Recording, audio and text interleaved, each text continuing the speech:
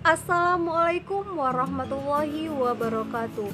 Perkenalkan, nama saya Elta Andea, Prodi Pendidikan Sejarah Universitas Riau. Baiklah, kali ini saya akan menjelaskan mengenai berdirinya negara Republik Indonesia Serikat, tujuan dibentuknya negara Republik Indonesia Serikat, proses berjalannya negara Republik Indonesia Serikat, dan berakhirnya negara Republik Indonesia Serikat. Republik Indonesia Serikat. Republik Indonesia Serikat secara resmi terbentuk pada tanggal 27 Desember 1949 pada Konferensi Meja Bundar di Den Haag, Belanda. Peristiwa dan kejadian yang melatar belakangi Republik Indonesia Serikat. Yang pertama, Konferensi Malino. Konferensi Malino merupakan perundingan antara Belanda dan tokoh rakyat ujung pandang. Konferensi ini diprakarsai oleh Van Mook yang ingin mendirikan negara-negara boneka.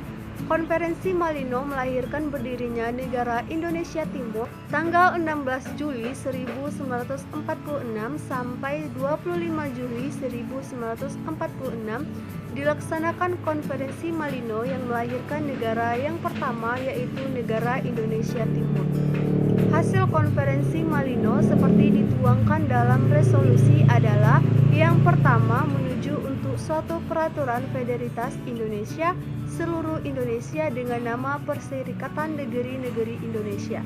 Yang kedua, membagi federal ini dalam 4 bagian: Jawa, Andalas, Kalimantan dan Timur Besar, Kepulauan Sunda Kecil, Kalimantan Timur pada Kalimantan, Bangka, Belitung, dan penggabungan pada Andalas.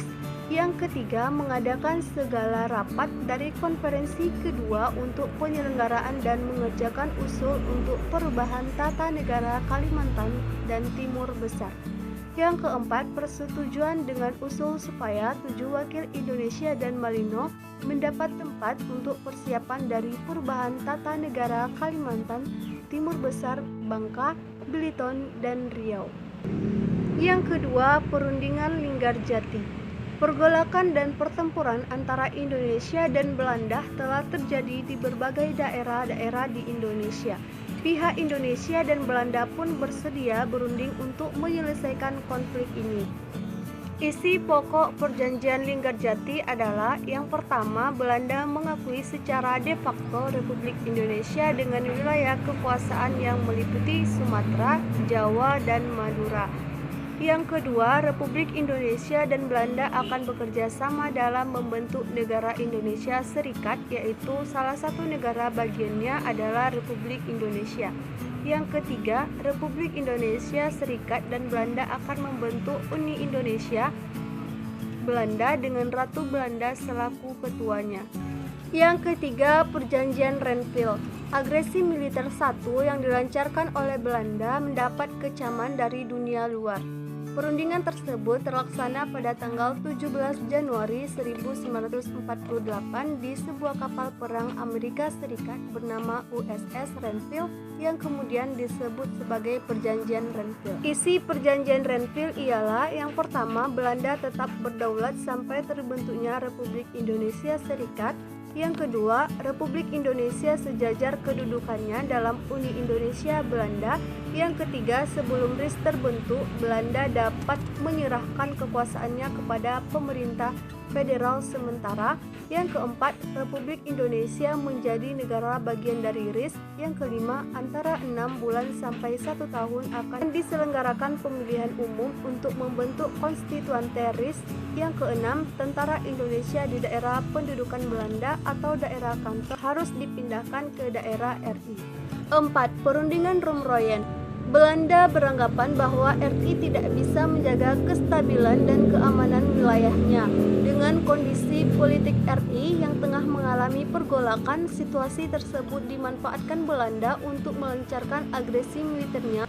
Yang kedua, kedua belah pihak pun akhirnya bersedia untuk mengakhiri konflik dan melaksanakan perundingan. Perundingan ini dinamakan Perundingan Rumroyen. dari tanggal 14 April sampai 7 Mei 1949 di Jakarta. Pada tanggal 22 Juni 1949 diadakan perundingan segitiga antara RI, BFO, dan Belanda di bawah pengawas Komisi PBB yang dipimpin oleh Chris Klein. Perundingan ini menghasilkan 3 keputusan, yaitu yang pertama, pengembalian pemerintah RI ke Yogyakarta akan dilaksanakan pada tanggal 4 Juni 1949. Yang kedua, perintah penghentian perang gerilya akan didirikan setelah pemerintahan RI berada di Yogyakarta pada tanggal 1 Juni 1949. Yang ketiga, Komisi Meja Bundar akan dilaksanakan di Den Haag. 5. Konferensi Inter-Indonesia. Konferensi Inter-Indonesia merupakan konferensi yang berlangsung antara negara RI dan negara-negara boneka atau negara bagian bentukan Belanda yang tergabung dalam BFO. Pada awalnya, pembentukan BFO ini diharapkan oleh Belanda akan mempermudah Belanda untuk berkuasa di Indonesia. Namun tidak demikian, sikap-sikap negara-negara yang tergabung dalam BFO berubah setelah Belanda melancarkan agresi militer terhadap Indonesia. Konferensi Inter-Indonesia berlangsung di Jakarta pada tanggal 19 sampai 22 Juli 1949 yang dipimpin oleh Wakil Presiden Muhammad Hatta. Konferensi ini banyak didominasi perbincangan mengenai konsep dan teknis pembentukan RIS, terutama mengenai susunan kenegaraan berikut: hak dan kewajiban antara pemerintah pusat dengan pemerintah daerah. Hasil kesepakatan dari Konferensi Inter-Indonesia adalah: yang pertama, negara Indonesia Serikat disetujui dengan nama RIS berdasarkan demokrasi dan federalisme atau serikat. Yang kedua, RIS akan dikepalai oleh seorang presiden dibantu oleh menteri-menteri yang bertanggung jawab kepada presiden. Yang ketiga, RIS akan menerima penyerahan kedaulatan baik dari RI maupun dari Kerajaan Belanda. Yang keempat, Angkatan Perang RIS adalah Angkatan Perang Nasional dan Presiden RI adalah Panglima Tertinggi Angkatan Perang RIS. Yang kelima, pembentukan Angkatan Perang RIS adalah semata-mata soal bangsa Indonesia sendiri. Angkatan Perang RIS akan dibentuk oleh pemerintah RIS dengan inti dari TNI dan serta kesatuan-kesatuan Belanda lain. Sidang kedua Konferensi Inter-Indonesia diselenggarakan di Jakarta pada tanggal 30 Juli dengan keputusan: yang pertama, bendera RIS adalah sang merah putih; yang kedua, lagu kebangsaan Indonesia Raya; yang ketiga, bahasa resmi RIS adalah bahasa Indonesia; yang keempat, Presiden RIS dipilih oleh RI dan BFO. 6. Konferensi Meja Bundar. Konferensi Meja Bundar dilaksanakan pada tanggal 23 Agustus sampai 2 September 1949 di kota Den Haag, Belanda. Perwakilan RI dipimpin oleh Muhammad Hatta, perwakilan BFO dipimpin Sultan Hamid, sedangkan perwakilan Belanda dipimpin oleh Van Marsieven. Hasil-hasil KMB ialah: yang pertama, kerajaan Belanda menyerahkan kedaulatan atas Indonesia yang sepenuhnya tanpa syarat dan tidak dapat dicabut kembali kepada RIS.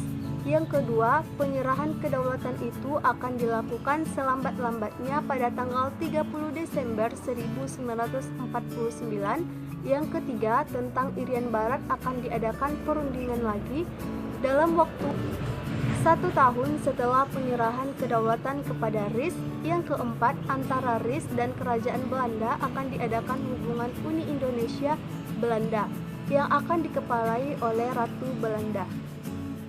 Yang kelima, kapal-kapal perang Belanda akan ditarik kembali dari Indonesia dengan catatan bahwa beberapa korvet akan diserahkan kepada RIS.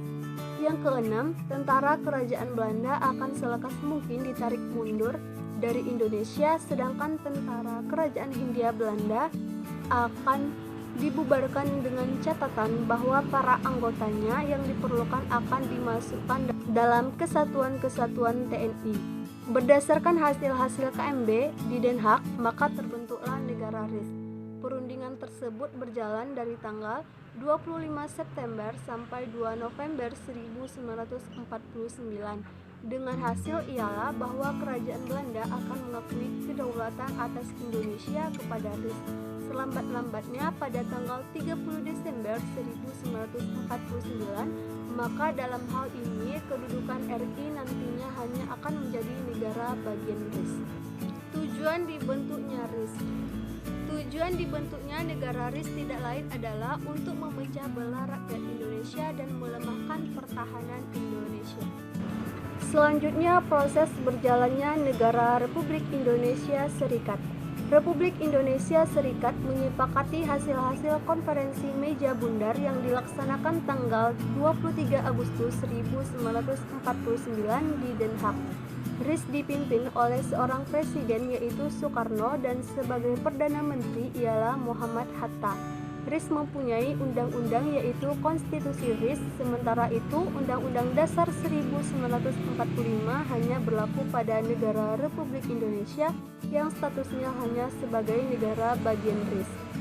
Negara-negara bagian RIS yang pertama negara Republik Indonesia atau dengan daerah status quo Renville. Yang kedua negara Indonesia Timur, yang ketiga negara Pasundan termasuk distrik federal Jakarta, yang keempat negara Jawa Timur, yang kelima negara Madura, yang keenam negara Sumatera Timur dengan pengertian bahwa status quo Asahan Selatan dan Labuhan Baru berhubungan dengan negara Sumatera Timur tetap berlaku. Yang ketujuh negara Sumatera Selatan. Satuan-satuan kenegaraan yang tegak sendiri yaitu Jawa Tengah, Bangka, Belitung, Riau, Kalimantan Barat, daerah Banjar, Kalimantan Tenggara, Kalimantan Timur, daerah Indonesia, selebihnya yang bukan daerah bagian yaitu Suapraja, Kota Waringin, daerah Sabang, daerah Padang yang diperintah oleh alat kelengkapan RIS.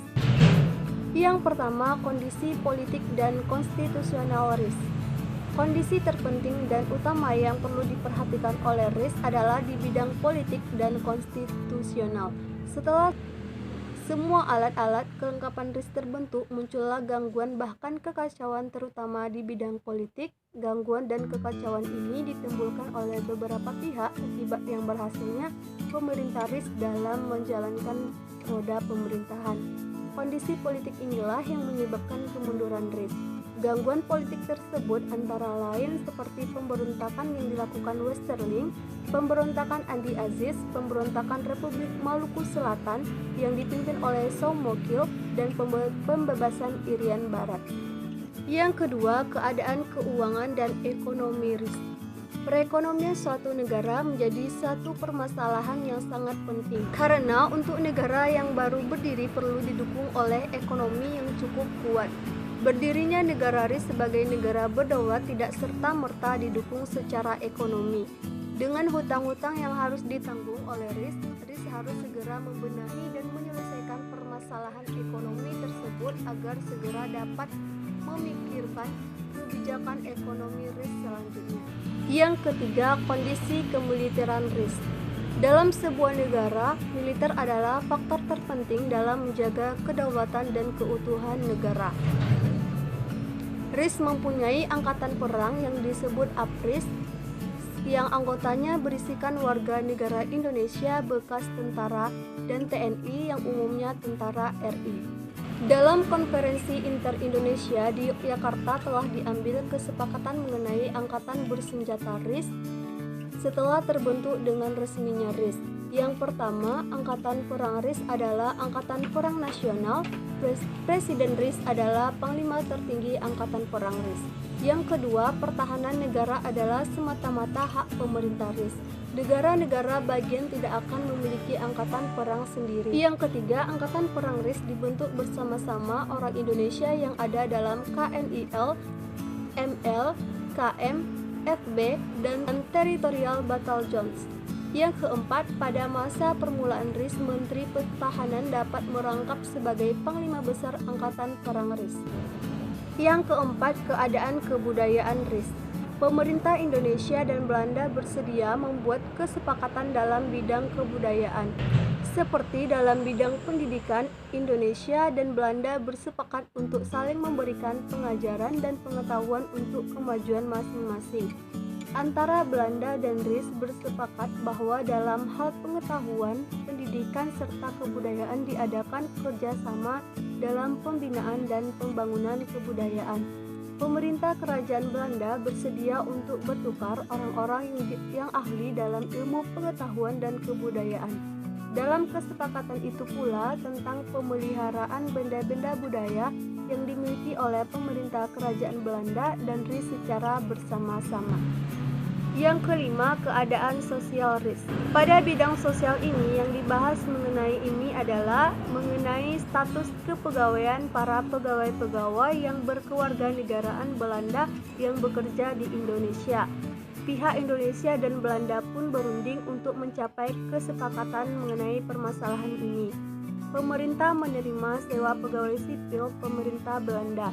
Pemerintah RIS akan menjamin tiap-tiap pegawai pemerintah yang berkebangsaan Belanda yang bekerja di Indonesia akan keselamatan dan hayat hidupnya ditanggung oleh pemerintah RIS. Selama para pegawai berkebangsaan Belanda tersebut masih menginginkan untuk bekerja di Indonesia tanpa ada paksaan dan jika berhenti itu atas kehendaknya sendiri. Selanjutnya, berakhirnya negara Republik Indonesia Serikat. Indonesia sejak proklamasi kemerdekaan menghendaki suatu negara kesatuan yang melindungi dan meliputi segenap bangsa seluruhnya. Pembentukan RIS dipandang sebagai hasil politik Belanda yang semata-mata untuk memecah belah persatuan bangsa Indonesia ini. Itulah sebabnya setelah pengakuan kedaulatan di mana-mana, di daerah-daerah bagian timbul pergolakan-pergolakan dan pernyataan-pernyataan dari rakyat untuk kembali ke negara kesatuan dengan jalan menggabungkan diri kepada RI. Menjelang tahun 1950, Indonesia telah memiliki bentuk negara serikat dengan nama RIS. Kenyataan ini terpaksa diterima oleh rakyat Indonesia sebagai suatu fase dalam perjalanan perjuangan mempertahankan kemerdekaan semenjak kelahirannya. RIS telah banyak mengandung kelemahan-kelemahan yang membuktikan bahwa pemerintah RIS tidak mampu mewujudkan aspirasi rakyat Indonesia, sehingga mendorong timbulnya keinginan untuk mengubah RIS untuk kembali menjadi negara kesatuan. Yang pertama, proses penggabungan negara-negara bagian.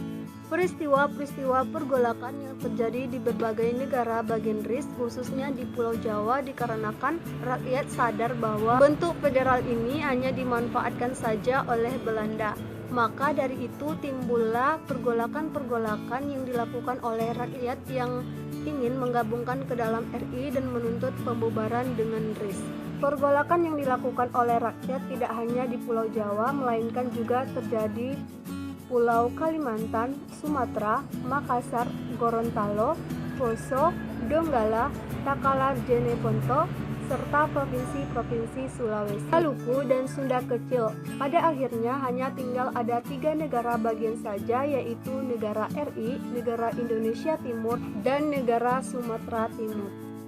2. Perundingan segitiga. Perundingan segitiga adalah untuk membahas dan menyelesaikan permasalahan-permasalahan dan pergolakan yang terus terjadi di negara Indonesia Timur. Situasi politik di negara Indonesia Timur yang sangat tidak stabil dan cenderung mengalami kekacauan akibat pemberontakan. Inilah yang menyebabkan terjadinya perundingan segitiga. Dalam perundingan ini dibahas tentang bentuk negara yang akan dibentuknya nanti. Tanggal 21 April 1950, Presiden Negara Indonesia Timur, Sukawati, mengeluarkan pernyataan bahwa negara Indonesia Timur siap menjadi satu negaranya. Namun persoalannya tidaklah semudah itu. Terbentuklah perundingan segitiga diketuai oleh Perdana Menteri Muhammad Hatta sebagai wakil RIS, Wakil Perdana Menteri Abdul Hakim sebagai wakil RI, sedangkan dari negara Indonesia Timur oleh Doko, Manopo, dan Ratulangi. 3. Perundingan RIS RI. Melihat kemajuan yang telah dicapai dalam perundingan segitiga antara RIS, RI, negara Indonesia Timur, negara Sumatera Timur yang tidak mau ketinggalan, mereka ingin diikutsertakan dalam perundingan tersebut. Presiden negara Indonesia Timur dan Presiden negara Sumatera Timur mempercayakan sepenuhnya kepada Muhammad Hatta sebagai Perdana Menteri RIS. mewakili mereka dalam perundingan RI tanggal 19 Mei 1950 di Jakarta diadakan pertemuan antara RI dan RIS yang dipimpin oleh Muhammad Hatta. Dalam pertemuan tersebut tercapai suatu persetujuan untuk bersama-sama membentuk negara kesatuan sebagai penjelmaan dari RI berdasarkan proklamasi 17 Agustus 1945. Persetujuan ini tercapai dengan suatu konsesi dari RI, yaitu bahwa negara kesatuan itu harus dibentuk melalui RIS, bukan dengan penggabungan negara Sumatera Timur pada RI. Hal ini disetujui Perdana Menteri semua negara atau daerah-daerah bagian RIS telah menyatakan penggabungan diri dengan RI. Dalam perundingan ini membahas masalah-masalah untuk mempersiapkan Undang-Undang Dasar atas dorongan rakyat setempat. Negara Indonesia Timur dan negara Sumatera Timur mengusahakan agar pemerintah pusat RIS berunding dengan negara bagian Republik Indonesia untuk mempersiapkan pembentukan Negara Kesatuan Republik Indonesia tanggal 19 Mei 1950. Tercapailah persetujuan antara RIS dan RI untuk membentuk Negara Kesatuan Republik Indonesia dengan menandatangani piagam persetujuan pemerintah RIS dan pemerintah RI yang menetapkan antara lain bahwa Undang-Undang Dasar Negara Kesatuan RI dapat mengubah konstitusi RIS ditambah dengan bagian-bagian yang baik dari konstitusi RIS. 4. Pembentukan kembali Negara Kesatuan Republik Indonesia. Setelah berbagai macam perundingan-perundingan telah dilakukan antara RIS dan RI, akhirnya tercapailah kesepakatan bersama untuk membentuk Negara Kesatuan. Demi tercapainya secara cepat untuk membentuk Negara Kesatuan, RI ikhlas untuk meleburkan diri ke dalam RIS. Panitia bersama ini diketuai oleh Supomo dan sebagai acuan kerja yang digunakan salah satu ketentuan yang tercantum dalam piagam persetujuan pemerintah RIS dan RI tertanggal 19 Mei 1950 yang antara lain berbunyi, yang pertama, Undang-Undang Dasar Negara Kesatuan dapat dengan mudah mengubah konstitusi RIS sedemikian rupa hingga esensi Undang-Undang Dasar RI antara lain pasal 27, pasal 29 dan pasal 33 ditambahkan dengan bagian-bagian yang baik dari konstitusi RIS yang termasuk ke dalamnya. Kedua, di UUDS Negara Kesatuan diadakan pasal yang memuat pokok pemikiran hak milik itu adalah suatu fungsi sosial. Yang ketiga, selanjutnya diadakan perubahan-perubahan dalam konstitusi sementara lain, yaitu Senat dihapus, DPR sementara terdiri atas gabungan DPR RIS dan Badan Pekerja Komite Nasional Indonesia Pusat. DPR sementara bersama KNIP dinamakan Majelis Perubahan Undang-Undang Dasar mempunyai hak mengadakan perubahan-perubahan dalam Undang-Undang Dasar baru. Selanjutnya, konstituante terdiri dari anggota-anggota yang dipilih dengan mengadakan pemilihan umum. Selanjutnya, presiden ialah Presiden Soekarno. Selanjutnya, Dewan Menteri harus bersifat kabinet parlementer dan tentang jabatan wakil presiden dalam Negara Kesatuan. Yang keempat, sebelum diadakan perundang-undangan kesatuan, maka undang-undang dan peraturan-peraturan yang ada tetap berlaku, akan tetapi di mana mungkin diusahakan supaya perundang-undangan RI berlaku. Yang kelima, Dewan Pertimbangan Agung dihapuskan. Persetujuan yang telah disepakati dalam pembentukan Negara Kesatuan Republik Indonesia, maka terpilihlah kembali Soekarno sebagai Presiden NKRI dan Wakil Presiden dipilihlah Muhammad Hatta, dan UUDS secara resmi telah disetujui dan disepakati oleh pihak-pihak yang telah melaksanakan perundingan. Pada tanggal 15 Agustus 1950, naskah UUDS RI ditandatangani oleh Perdana Menteri dan Menteri Kehakiman RIS. Pada tanggal 17 Agustus 1950 ditetapkan berdirinya Negara Kesatuan Republik Indonesia atau NKRI dengan konstitusi NKRI. Selanjutnya dikenal sebagai Undang-Undang Dasar Sementara RI tahun 1950 disingkat UUDS 1950. Baiklah, itulah tadi penjelasan mengenai Republik Indonesia Serikat. Apabila ada kesalahan, saya mohon maaf. Saya akhiri dengan Assalamualaikum warahmatullahi wabarakatuh. Terima kasih.